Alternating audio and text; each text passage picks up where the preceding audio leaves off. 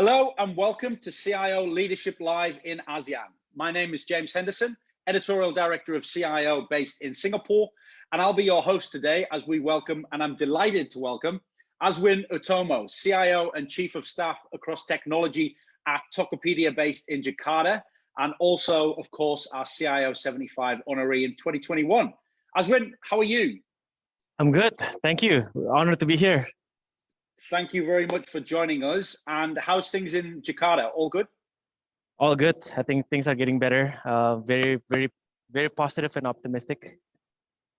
Good stuff. And thank you again for joining us. And really wanted to go into a core area that I know is very close to your heart in terms of initiative and really pioneered from you and your team at Tokopedia is around the creation of a Chief of Staff office in the business. Now, we'll get into what that looks like and the benefits, etc. But firstly, maybe just a little bit of an overview about what that is and when the idea originated.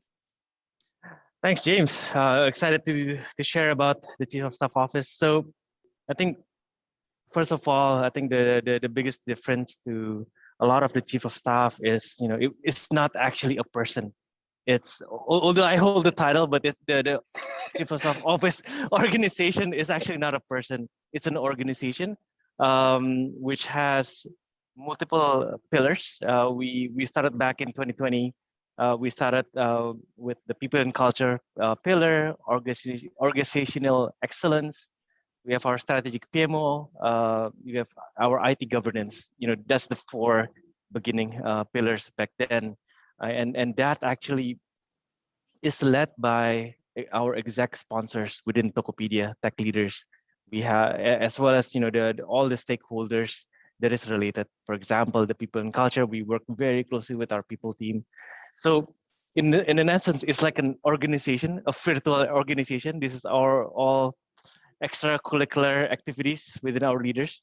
But I think what's good is that these leaders are the ones who's working day to day with the team, so they know exactly what the problems is. They are leading it, and that goes across Tokopedia. And I think we're at a stage where I think each leaders, our senior leaders, our VPs, and all they focuses on certain topic or division, and they're not able to go across Tokopedia, and this gives them the chance to work across Tokopedia, work with other leaders within Tokopedia, and have that cross mentorship going. So in an overview, it's an organization, it's a virtual organization. Everyone is contributing their extra time. I'm really grateful. That spans across Tokopedia as a whole. It's a great overview. Thank you, Aswin. And as you mentioned, the key is it's an organization, not just because the traditional way you'd think Chief of Staff is a person, and when actually there's a lot more to this and there's a structure behind it with those four pillars. Why was this launched? I mean, was this something that's being in progress for many years before 2020, or was this a kind of an overnight shift? How did that process go? I mean, you're smiling, so I'm guessing it took you. It was quite a long process. There's a story behind it. So I joined Tokopedia back in 2017. Wow, almost 5 years now. Back then when I started, Tokopedia is at a phase where we're experiencing such an incredible growth, and all that growing pains in scaling the company, in scaling the technology, in scaling the organization is there. We have a lot of pain points. Myself and my colleague, we were all specifically handling each of our areas, but there's always those things that are not. If the analogy is, when there's a ball, an initiative, a task that doesn't fit anyone, because it's very different from their business as usual task. It falls to me. So it's those things that doesn't fit with the job description, the what tech leaders usually do. It usually falls to me. And I think back then we still have a smaller amount of people, so I was still able to handle it. And I think this is where, as we grow, as we have in total 6,000 people, 6,000 nakama in the team in Tokopedia. The technology team has more than 1,800 or so. It's impossible to do it myself.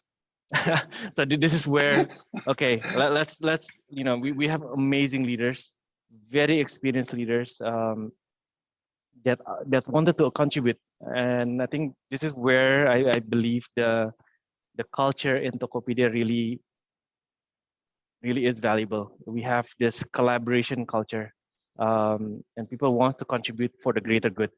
And this is where me, Herman, our CTO, let's formalize this. Let's really build something that goes across, involves all the leaders, and so that we can scale ourselves. Else it's just us. It's just impossible. Plus we have our business as usual as well. So that is the entire thinking behind it.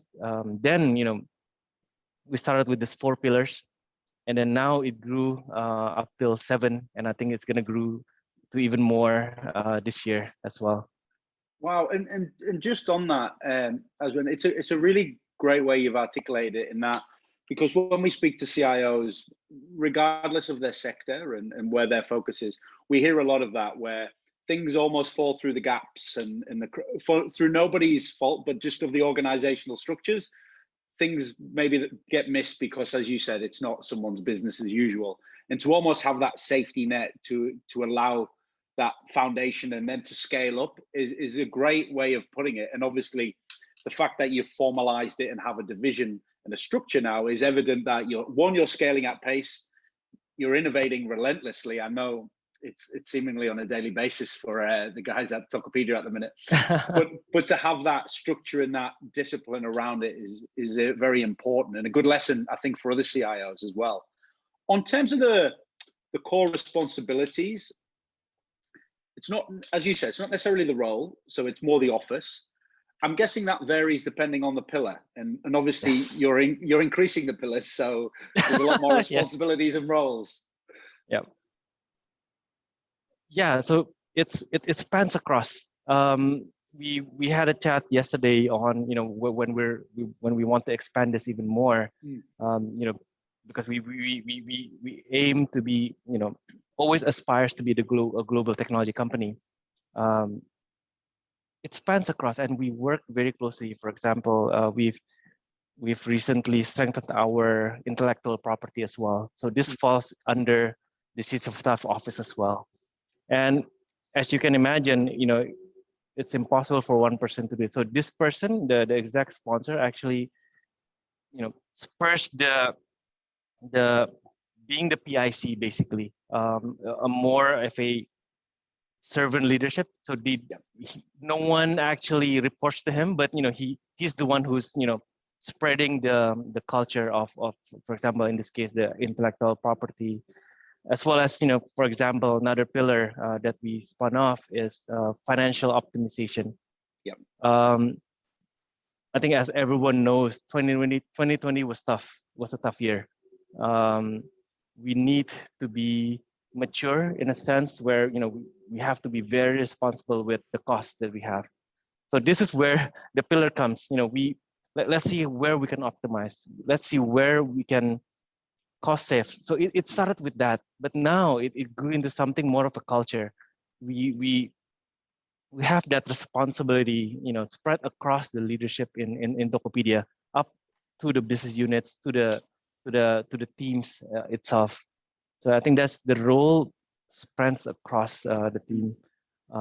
Governance, for example, that's our the shift towards a more mature IT organization. We work very closely with finance team, with internal audit, with with our risk team and all. So this office actually works with all of the stakeholders in Tokopedia together. Not to lead it, but we work very collaborative together. And just on that, you mentioned a few there in terms of to flip it in terms of some of the the challenges with innovating, with scaling, with accountability, to your point. I'm guessing that's what this structure's helped overcome, because to your point, it's given that ownership. The creation of new pillars as well is suggesting that anytime there's something that maybe is floating around in the air and needs a bit of structure and discipline, you can put it into a pillar and look after it. What have been some of those key challenges, growing pains, innovative pains? Every organization suffers them. That is, this approach and launch has helped you overcome. Is there any that stand out for you? Do you mean the process of? So in terms of some of the challenges that it's freed you up from, because as you mentioned, the accountability side is a big one, I think, and the ownership. Yes. Was there anything that stands out that's allowed you to innovate more, for example? I think one example on the innovation part is definitely the intellectual property governance. Yeah. It's an asset, and we need to be able to protect ourselves as well. What happened was, you know, we educate our engineers that, you know, this is possible. We need some of the innovation that we did, that we do in a regular day basis is if there's something that we can protect, something that we can do, that then we need to have a publication or a patent towards it, and that kind of spurs, oh, this can be done, huh? And now it sparks this, you know, thinking that, you know, okay, let's innovate more. Let's see what we can do. It sparks that imagination, basically. Yeah. And as you said, yeah, creates that structure around it to allow you to innovate and move ahead and do some of those core areas that maybe would prevent in the past. Now, you mentioned, and I'm sure, you know, it was a challenging year for everyone anyway, but you mentioned, you know, around the culture and the process behind it. So two parts to this real question, Aswin. Firstly, how does it plug into the wider business? And you shared a little bit there around different roles and responsibilities, but of course this needs to evolve beyond yourself, Herman, CTO. You know, your bubble is important to start this, but obviously the buy-in of your thousands of staff, IT staff, and just regular other departments is crucial. How have you managed to plug it in ways that make sense and helps the business? Sounds good. So maybe I can explain more on our strategic PMO office. So within the technology team, there's, if you the analogy is, if you have like an iceberg, right? You only see the top. There's actually the bottom one that isn't known, and that is basically we are a work group driven technology company as well, in behind the scenes. I think, for example, if we have an initiative to improve our technology, to improve the performance and things like that, that spans across the technology team, that is a work group is needed basically, to have, you know, to build the change. That also gives an opportunity to our heads of engineering to help lead it. That in turn, those work groups, when we did the initial organization of these work groups, it turns out that, you know, at any single time we have about 50 or 60 initiatives to improve technology within Tokopedia that spans across, not business as usual, but spans across the Tokopedia that needs to be done. It helps with the prioritization. It helps with the why, basically, back to your point, to the business. Hey, if we do these improvements, this technology improvements, these innovations, this can help your business, and that is plugged into the business's priorities as well, to help, you know, put that into visibility, and in turn it will help the business as well. I think, for example, a performance improvement in one of our parts improves the load time up to 35%, and that will significantly improve the business as well. So yeah, it's the great. behind the scenes work. Yeah. Yeah, and that iceberg analogy is perfect. And I think crucially there in some of your examples, and I know you've got many, you've got real life wins and demonstrations of this working in action. Now, I think for your peers, CIO peers on the line watching with interest, in terms of the process, you mentioned this evolved from, obviously you coming into the role and it getting bigger and bigger and requiring that structure. What would be your advice for CIOs that are maybe looking to do this perhaps on their side and create that? There obviously is process behind this and key milestones. Is there any advice that, in looking back with the benefit of hindsight, that you would maybe do differently or that you would perhaps do more of? And obviously the caveat of that in 2020 was COVID. So I imagine that just added another layer of challenge for you, which everybody else faced as well. So yeah, any guidance on looking back on that initial launch process will be great, I think looking back, one of the most important key aspect is we start with the culture. I believe this is something very unique in Tokopedia, where again I think the culture is very collaborative, because this is all, although it's a formal organization, no one is fully dedicated on it. Each leader works as a PIC, and if he's leading all this initiative, but they don't report to him. So you need to be able. The leaders needs to be able to be leading even without people reporting to him. So there's a consensus buy-in from both sides. Yeah, trust is important as well. The leader needs to be able to say, I'm the PIC. I don't lead this. I'm just your PIC to help you, make this successful, basically. So we need to start with the culture first. I think that's something that I'm really proud in Tokopedia. I think the culture is really amazing. And that's a great example of, as you said, like having that collaborative and consensus, because in theory, there's not that direct reporting line and there's not that traditional mandate to follow. They're actually partnering and collaborating. I'm guessing that, the rest of the employees have responded well to that, I would presume. Yes. Yep. Something that, again, I'm really, not just me, I mean, the whole leadership is just, we need to preserve this culture. This is our culture. So yeah, but I think, And to do that with, as you get bigger and bigger, is even more impressive. Exactly. Because as you know, the bigger you get, the theory is you lose the culture, but actually you're the opposite. It seems to be getting better, so that's great. Yeah, we're really happy that it works with us. Now, final one, Azwin, just more outside of Tokopedia, more into Indonesia in general. We're obviously seeing a great rise in new technologies coming to market, cloud, digital transformation. Hopefully that's all back on the agenda and moving forward post-pandemic. And it's playing into a need for skills and digital upskilling and everybody really looking for that search for talent. How is Tokopedia helping support that? And almost your responsibility as a huge player in the market. And how's the Chief of Staff Office playing a part as well? Oh, yes, we have thank you for asking. We have a running now for 1 or 2 years, what we call Tokopedia Academy. Basically it's our way to give back. It's really us, sharing our lesson learned, per se. It's a, this is our pitfalls, basically. This is how we did it. This is how we achieved this goal.